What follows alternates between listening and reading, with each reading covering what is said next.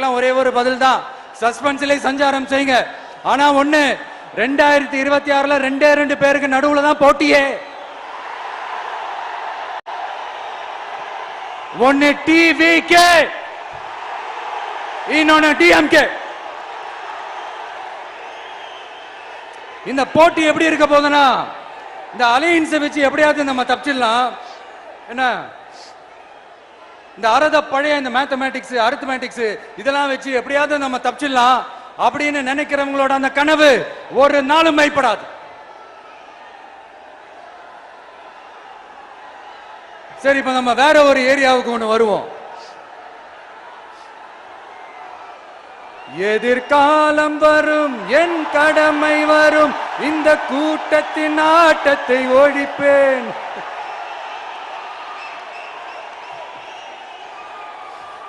மக்கள் அரசியல் என்ற அந்த சவுக்க கையில் எடுக்கலாமா? யாருக்கு எதிரான தானே கேக்குறீங்க? வேற யாரு? மறைமுக